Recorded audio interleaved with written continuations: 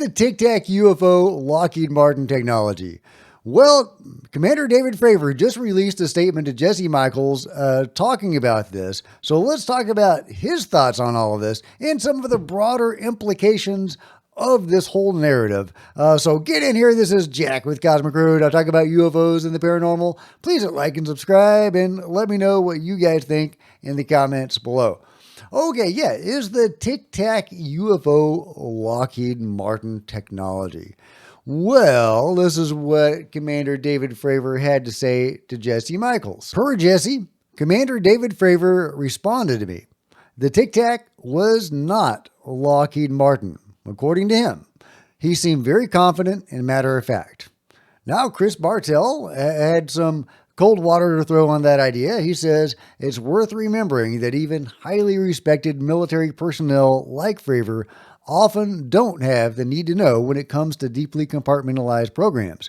Just because it wasn't Lockheed to his knowledge doesn't eliminate the possibility that it could be part of a special access program or another black project. Jesse said, agreed, anything is possible. Now, I played this morning a clip, they had music playing, but I linked to the clip and I told you what was in it, of Lou Elizondo, Chris Mellon, and Steve Justice of Skunkworks, all trying to get access to information pertaining to whether or not the government was responsible for the Tic-Tac. And they couldn't find anything to corroborate the idea that the government or the special, private contractors were responsible for the Tic-Tac. It didn't seem to be, and all of them had high-level access. Does that mean it could have been hidden from them? Absolutely, and of course, stuff is hidden. As David Grush says, there doesn't need to be and may not necessarily be a special access program devoted to UAP or crash retrievals or reverse engineering.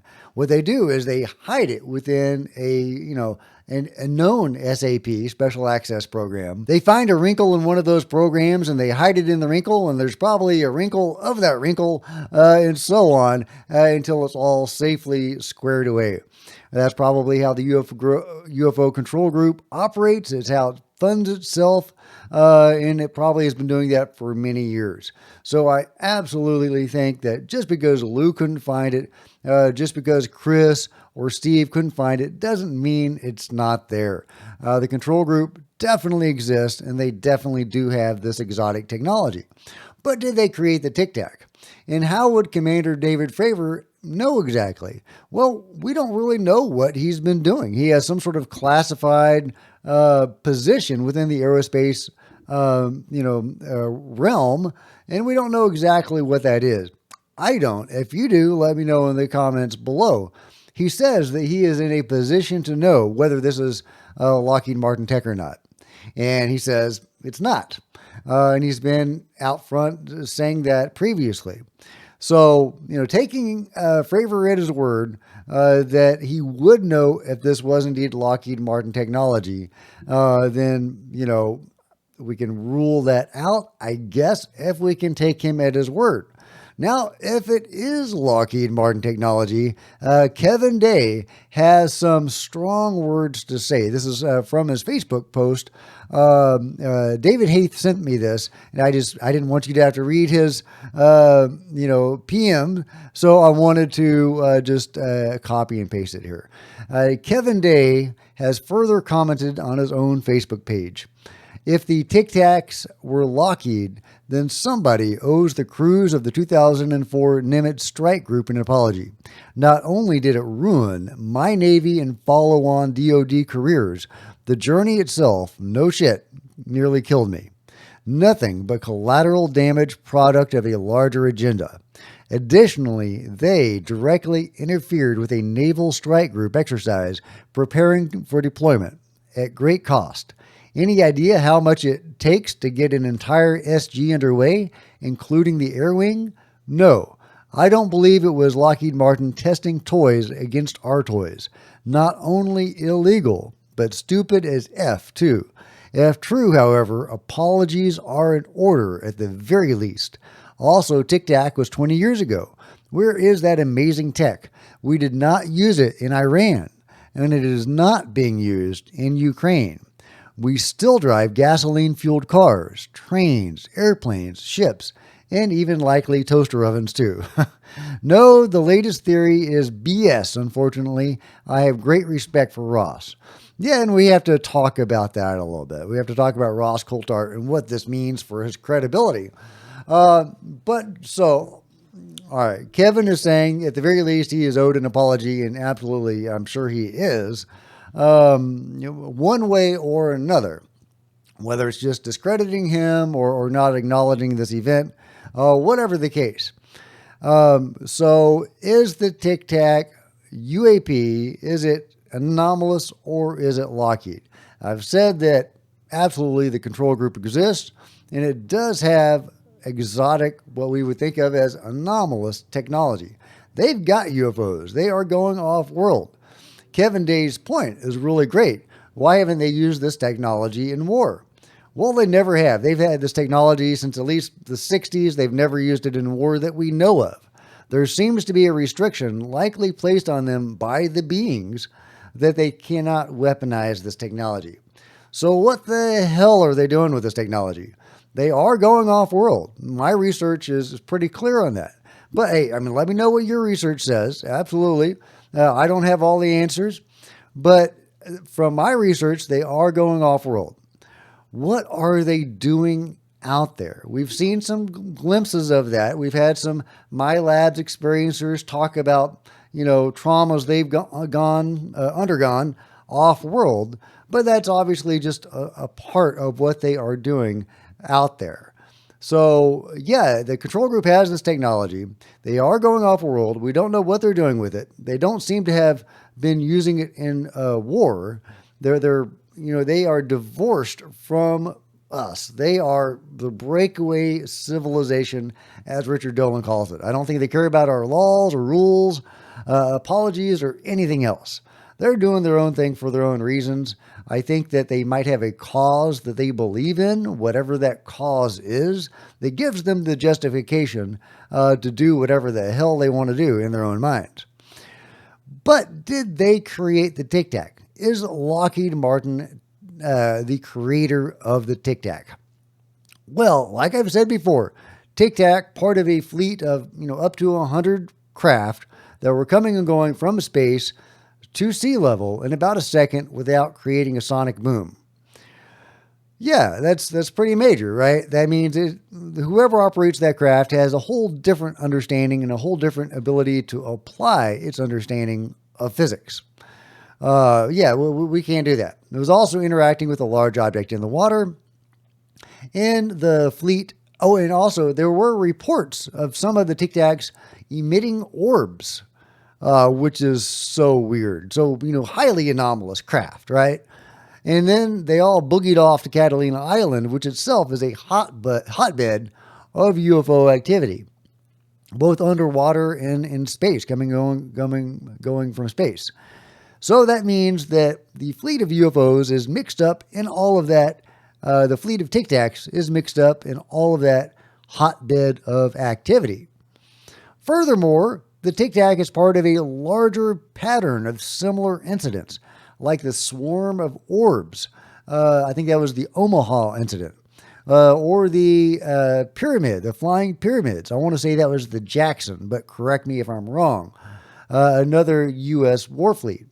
So these anomalous objects operating in and around U.S. military and Navy vehicles seems to be a pattern over the last few years.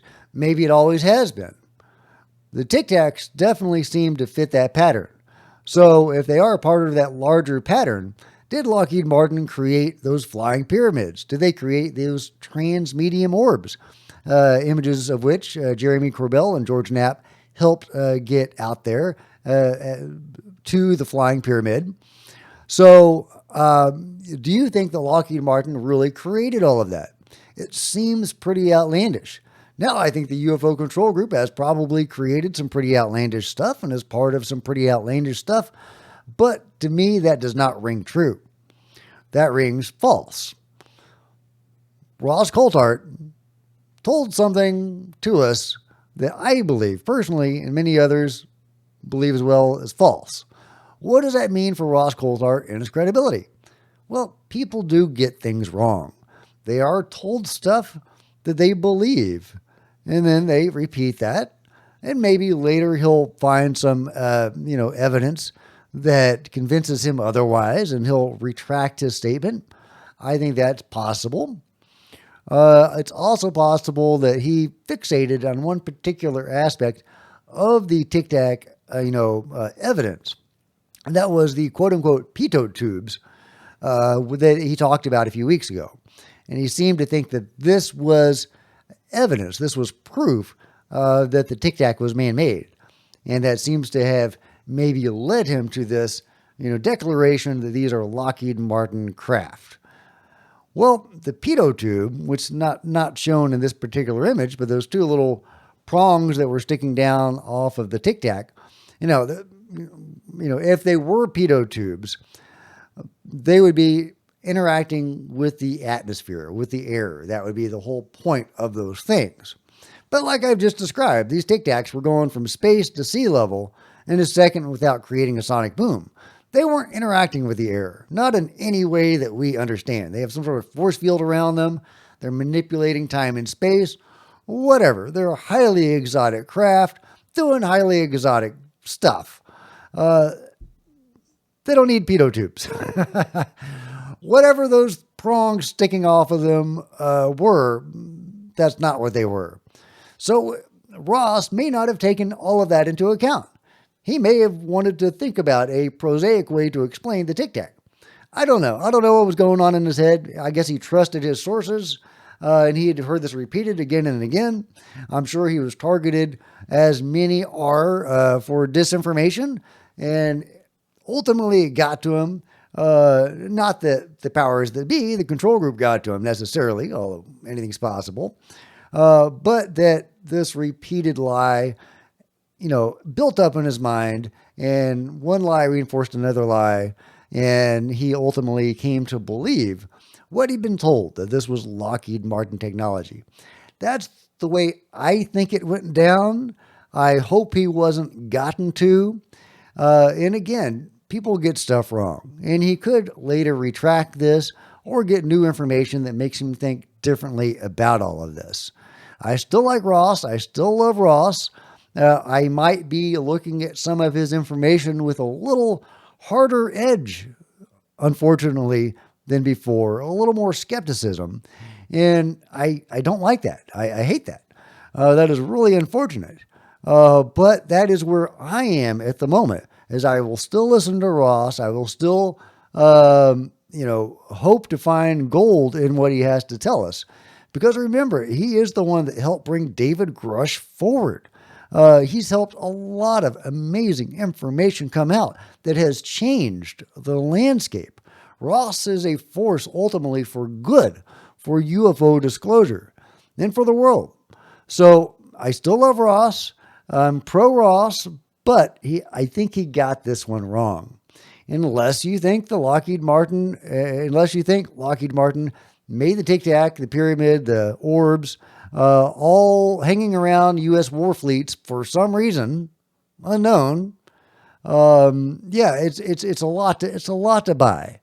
But hey, maybe you think Lockheed Martin did all of that. But with the Tic-Tac, in for a penny, in for a pound. If you buy that it's Lockheed Martin, you pretty much have to believe that it's all Lockheed Martin. There's no halvesies on this thing. But hey, let me know what your temperature is on all of this. Are you still pro Ross? Are you looking at Ross sideways? Do you think that Ross got it right and that he's corroborating Stephen Greer's information?